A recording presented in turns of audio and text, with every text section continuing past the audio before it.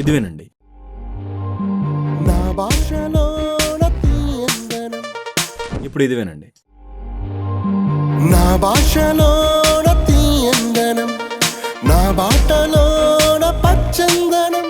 ఈ విధంగా కరోకే ట్రాక్స్లో మీ యొక్క వాయిస్ని అప్లిఫ్ట్ చేసుకోవడానికి మీకు కొన్ని బేసిక్ ప్లగిన్స్ అయితే అవసరం పడతాయి. సో అవేంటనేది ఈ వీడియోలో మనం తెలుసుకుందాం. సో అందుకోసం యూజువల్గా ఈ యొక్క ట్రాక్లో నేను వోకల్ రైడర్ అనే ఒక ప్లగిన్ యూజ్ చేశాను. దీని ద్వారా ఏంటంటే ఈ యొక్క వాయిస్ అనేది అప్ అండ్ డౌన్ అవ్వకుండా ఒక కన్సిస్టెంట్ వాల్యూమ్ అనేది మెయింటైన్ అవుతుంది అనమాట.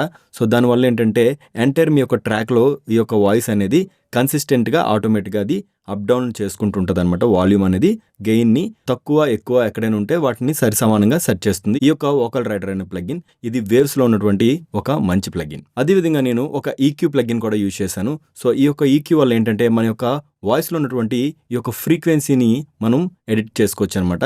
ఫర్ ఎగ్జాంపుల్ ఎక్కడైతే మన యొక్క ఫ్రీక్వెన్సీ అనేది రంబుల్గా కానీ లేకపోతే మడ్డీగా కానీ ఉంటే ఆ యొక్క ఫ్రీక్వెన్సీని మనం రిమూవ్ చేసుకొని ఎక్కడైతే మన యొక్క వాయిస్ అనేది క్లారిటీగా ఉందో అక్కడ మనం బూస్ట్ చేసుకోవడానికి ఈ యొక్క ఈక్యూ అయితే మనం యూజ్ చేస్తుంటాం. అదేవిధంగా నేను ఒక కంప్రెసర్ కూడా యూజ్ చేశాను అనమాట.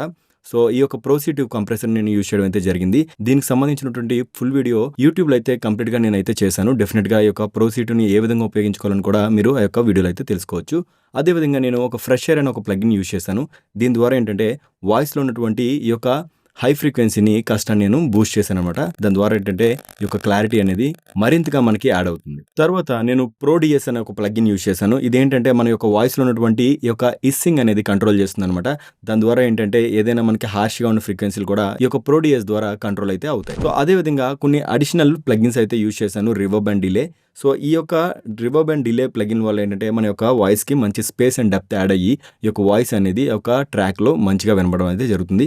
సో మీ యొక్క కరోకే ట్రాక్స్ మీద పాటలు పాడుకునే వారికి ఈ యొక్క బేసిక్ ప్లగిన్స్ ఈక్యూ, కంప్రెషన్, అలాగే ఈ యొక్క డిఎస్ఆర్ కానీ రివర్బ్ కానీ డిలే కానీ ఏ విధంగా ఉపయోగించుకోవాలనేది నేర్చుకోండి. సో దానికి సంబంధించినటువంటి కంప్లీట్ ట్యూటోరియల్స్ అని నా యొక్క యూట్యూబ్లో అయితే ఉంటాయి.